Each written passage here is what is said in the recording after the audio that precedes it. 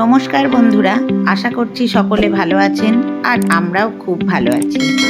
মাঘ মাসের শুক্লা পঞ্চমী তিথিতে সরস্বতী মায়ের আরাধনা করা হয়ে থাকে। প্রতি বছরের ন্যায় এবছরও আমরা আমাদের বাড়িতে যে ছোট্ট মা সরস্বতী রয়েছেন সেই মাকেই পুজোর আয়োজন করেছি। আমরা আমাদের বাড়িতে কিভাবে মায়ের আরাধনা করি সেটা সকলের সঙ্গে শেয়ার করে নিচ্ছি। আজ আমাদের এক ভাগ্নের ছেলেরও হাতেখড়ি হবে, তাই ও ছেলে নিয়ে চলে এসেছে ওর মামার কাছে হাতেখড়ি দেওয়ানোর জন্য। যাই হোক, এবছর খুব তাড়াতাড়ি সব কিছু করতে হবে, তাই আমরা সকাল সকাল সমস্ত কিছু জোগাড় করে দিয়েছি এবং আমাদের ঠাকুরমশাইও পুজো করতে বসে গেছে। এদিকে আমাদের মা সরস্বতীর পুজো, পুষ্পাঞ্জলি, আরতি এই সমস্ত কিছু চলবে এবং বাইরে আমি আগামীকাল আমাদের যে মা শীতলা ষষ্ঠীর পুজো রয়েছে সেই পুজোর জন্যে যে সমস্ত কিছু রান্নাবান্না করে রাখতে হয় সেগুলিরই জোগাড়যন্ত্র করব।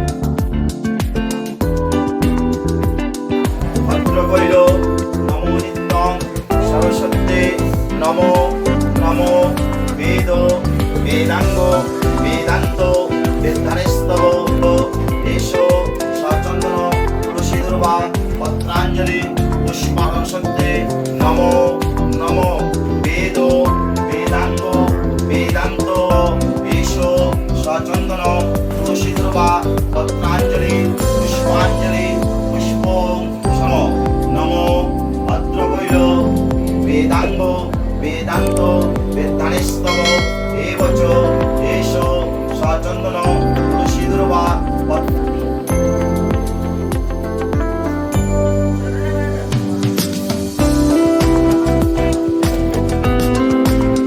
নমো সরস্বতী দেবী মহাভাগে বিদ্যে নমস্তে।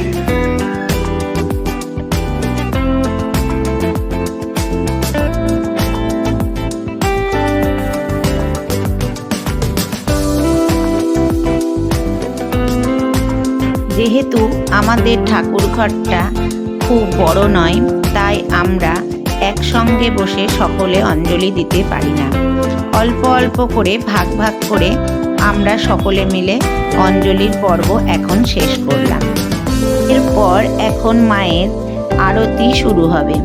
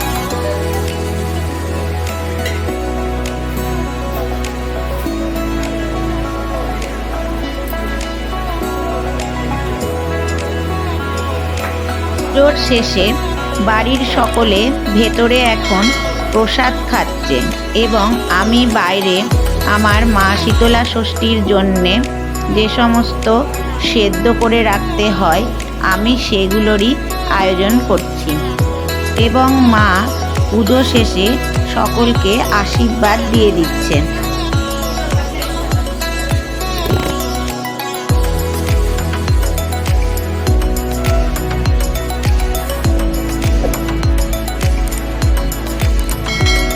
আগামীকালের জন্যে ভাত এবং কলাই সেদ্ধ আমার রান্না করা হয়ে গেছে।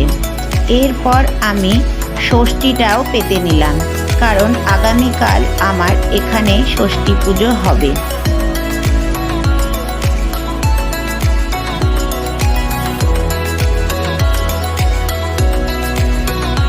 এবছর ষষ্ঠী পুজো খুব সকাল সকালই রয়েছে, তাই আমরা সকাল সকাল উঠে স্নান করে ঠাকুরমশাই দিয়ে বাড়ির ষষ্ঠী পুজোটাও সেরে নিলাম।